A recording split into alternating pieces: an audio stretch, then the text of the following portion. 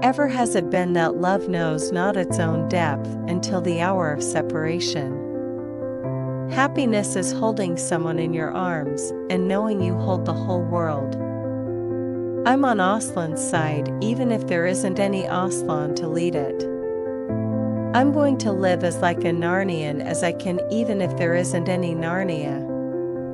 Love can change a person the way a parent can change a baby, awkwardly, and often with a great deal of mess. Therefore, dear sir, love your solitude and try to sing out with the pain it causes you. For those who are near you are far away, and this shows that the space around you is beginning to grow vast. Be happy about your growth, in which of course you can't take anyone with you. And be gentle with those who stay behind. Be confident and calm in front of them, and don't torment them with your doubts, and don't frighten them with your faith or joy, which they wouldn't be able to comprehend. Seek out some simple and true feeling of what you have in common with them, which doesn't necessarily have to alter when you yourself change again and again. When you see them, love life in a form that is not your own, and be indulgent toward those who are growing old, who are afraid of the aloneness that you trust. And don't expect any understanding, but believe in a love that is being stored up for you like an inheritance, and have faith that in this love there is a strength and a blessing so large that you can travel as far as you wish without having to step outside it. Come sleep with me, we won't make love, love will make us. The heart has its reasons which reason knows not. True love is usually the most inconvenient kind. You could have fooled me. Every time I called you, Luke said you were sick. I figured you were avoiding me. Again, I wasn't. I did want to talk to you. I've been thinking about you all the time. I've been thinking about you, too. I really was sick. I swear. I almost died back there on the ship, you know. I know. Every time you almost die, I almost die myself. In time, the hurt began to fade, and it was easier to just let it go. At least I thought it was. But in every boy I met in the next few years, I found myself looking for you. And when the feelings got too strong, I'd write you another letter.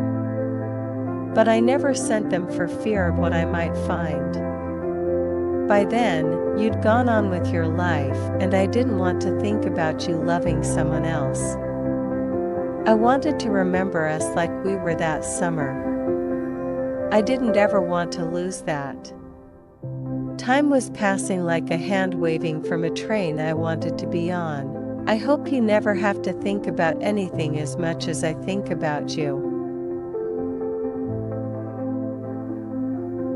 Friendship marks a life even more deeply than love. Love risks degenerating into obsession. Friendship is never anything but sharing. We rip out so much of ourselves to be cured of things faster than we should that we go bankrupt by the age of 30 and have less to offer each time we start with someone new. But to feel nothing so as not to feel anything, what a waste. The reason it hurts so much to separate is because our souls are connected. Maybe they always have been and will be. Maybe we've lived 1,000 lives before this one, and in each of them we've found each other. And maybe each time, we've been forced apart for the same reasons. That means that this goodbye is both a goodbye for the past 10,000 years and a prelude to what will come.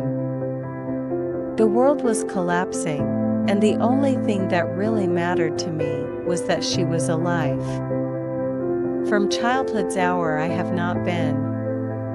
As others were, I have not seen. As others saw, I could not awaken my heart to joy at the same tone. and all I loved alone. You know how they say you only hurt the ones you love? Well, it works both ways. It is easy to love people in memory. The hard thing is to love them when they are there in front of you.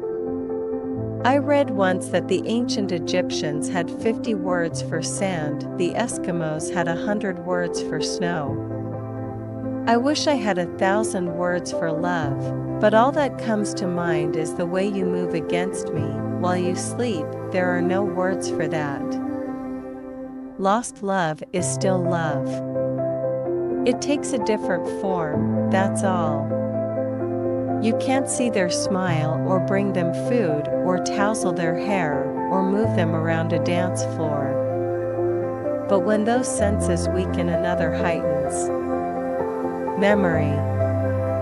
Memory becomes your partner. You nurture it.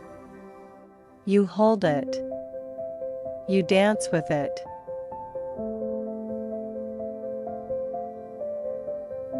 I want to be the friend you fall hopelessly in love with. The one you take into your arms and into your bed and into the private world you keep trapped in your head. I want to be that kind of friend. The one who will memorize the things you say, as well as the shape of your lips when you say them. I want to know every curve, every freckle, every shiver of your body. I want to know where to touch you. I want to know how to touch you. I want to convince you to design a smile just for me. Yes, I do want to be your friend. I want to be your best friend in the entire world. One word frees us of all the weight and pain of life. That word is love. Trust your heart if the seas catch fire. Live by love though the stars walk backward. The love of learning, the sequestered nooks, and all the sweet serenity of books. I like flaws. I think they make things interesting. I was always hungry for love.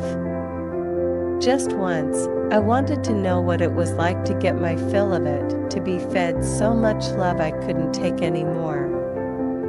Just once. The emotion that can break your heart is sometimes the very one that heals it.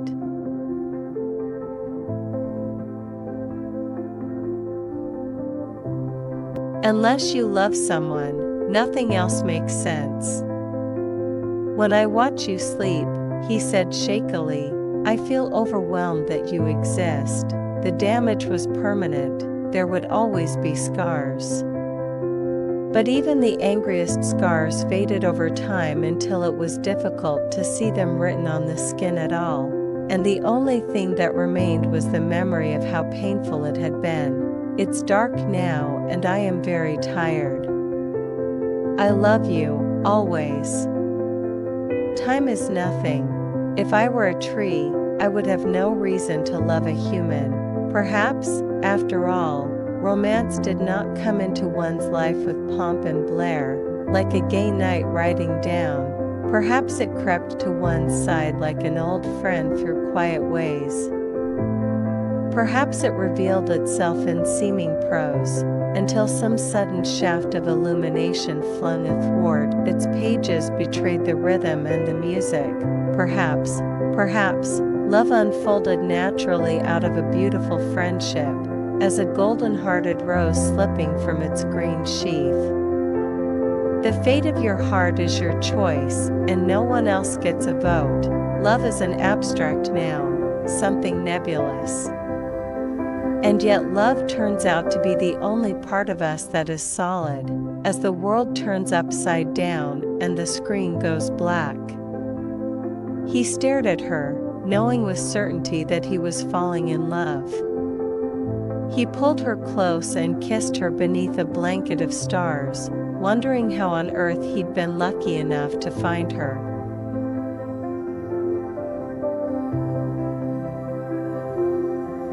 Love is a form of prejudice. You love what you need, you love what makes you feel good, you love what is convenient. How can you say you love one person when there are 10,000 people in the world that you would love more if you ever met them? But you'll never meet them. Alright, so we do the best we can. Granted. But we must still realize that love is just the result of a chance encounter. Most people make too much of it. On these grounds, a good fuck is not to be entirely scorned. But that's the result of a chance meeting too. You're damned right. Drink up. We'll have another. We always see our worst selves. Our most vulnerable selves. We need someone else to get close enough to tell us we're wrong.